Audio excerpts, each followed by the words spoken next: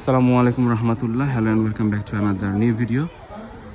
Deer viewers, আজকে ঈদ উল ফিতর, সবাইকে ঈদের অনেক অনেক শুভেচ্ছা এবং অভিনন্দন।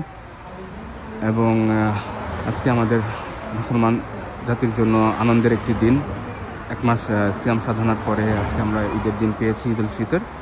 তো আমি এখন ঈদের নামাজ পড়ার জন্য মসজিদের সামনে এসেছি। নামাজ পড়বো, কিছুক্ষণ পরে জামাত হবে।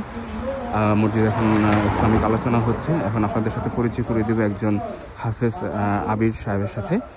সে তার অনুভূতি আপনাদের সাথে শেয়ার করবে। আসুন আপনাদের সাথে পরিচয় করিয়ে দিই। আসসালামু আলাইকুম আবির ভাই, কেমন আছেন? আলহামদুলিল্লাহ ভালো আছি, আপনি কেমন আছেন? আলহামদুলিল্লাহ খুব ভালো আছি। আজকে তো পবিত্র ঈদ উল ফিতর, আমাদের জন্য আনন্দের দিন, খুশির দিন। তো এই খুশির দিনে আপনার অনুভূতি কি? আলহামদুলিল্লাহ, আজকের দিনটা আমার জন্য একটা বিশেষ দিন। কারণ আমার জন্য শুধু না, পুরো বিশ্বের সকল মুসলমানদের জন্য।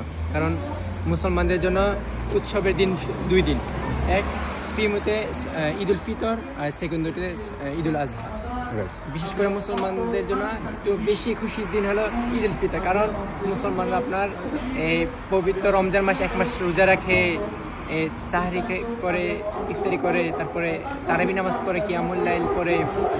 আর এই দিনটা মুসলমানদের এই জন্য কুরবানি ঈদের চেয়ে ঈদ উল ফিতরের আনন্দটা একটু বেশি। আর এই দিনটা আমাদের জন্য শুধু আমরা এর খুশির দিন। আর এই দিনে কেউ কোনো দোয়া করলে এটা আল্লাহ তাআলা কবুল করে নেয়। এই দিনে যেমন পবিত্র রমজান মাসে আমাদের যদি কোনো ভুল ত্রুটি হয়ে থাকে, আল্লাহ তাআলা এই দিনটারে আমাদের জন্য ঈদের দিন যেমন সেম এই দিনটা আমাদের জন্য ক্ষমার দিন। এই দিনে আমরা চেষ্টা করবো আমাদের যে আনন্দ করবো, ঠিক আছে, এর পাশাপাশি আমরা বেশি দোয়া করব। কারণ আল্লাহ তাআলা আমাদের এক মাস আমাদেরকে রোজা দিয়েছে। এই রোজা আমরা আলহামদুলিল্লাহ পালন করেছি। এখন আমাদের কোনো ভুল হয়ে থাকলে আল্লাহ তাআলার কাছে আমরা মাপ চেয়ে নিব। আল্লাহ যেন ক্ষমা করে দেয়, আমাদের সবার কাছে ক্ষমা করে। সবাইকে পবিত্র ঈদ উল ফিতর শুভেচ্ছা, অভিনন্দন। আর আমরা সবাই আমাদের ফিলিস্তিনি ভাইদের জন্য দোয়া করব। আজকে আমরা অনেক আনন্দ উল্লাস করতেছি, কিন্তু আমাদের ওই ভাইরা আজকে রমজান না আছে, তো তাদের সাহরি কিছু ওরা রমজান করতে পারে না। ওদের আমরা সবাই আমাদের ফিলিস্তিনি ভাইদের জন্য দোয়া করব। আচ্ছা, ঈদ মুবারক। আর নামাজের যে গুরুত্ব, এটার গুরুত্ব সম্পর্কে একটু দর্শকদেরকে বললেন যে আসলে নামাজটা কতটুকু গুরুত্ব পড়া। নামাজের গুরুত্ব বলতে, নামাজ তো এটা তো আমরা ফরজ, এটা ওয়াজিব। আমরা এটাকে যেভাবে গুরুত্ব দেই, হ্যাঁ ঠিক আছে, আমাদের ঈদের দিন ঠিক আছে, আমরা যে ফরজটাকে এইভাবে গুরুত্ব দিতাম, তাহলে আমরা মুসলমান আরও আমরা উন্নতি হইতে পারতাম। কারণ এটা কিন্তু আমাদের ঈদের নামাজ ওয়াজিব। আর আমরা যেসব 5 ওয়াক্ত নামাজ পড়ি, এগুলো আমাদের জন্য ফরজ। কিন্তু আমরা দেখা যায় যে দুর্ভাগ্যবশত আমরা যেসব 5 ওয়াক্ত নামাজ পড়ি, তখন আমাদের মসজিদ খালি থাকে। মসজিদ থাকে, মাস্টার অনেক লোক নামাজ পড়ে, তারপরও ঈদের দিন যেভাবে নামাজ পড়তো, এরকম যদি অন্য সময় হইতো, তাহলে আমাদের একটা না, আমরা 3-4টা মসজিদ প্রয়োজন হতো।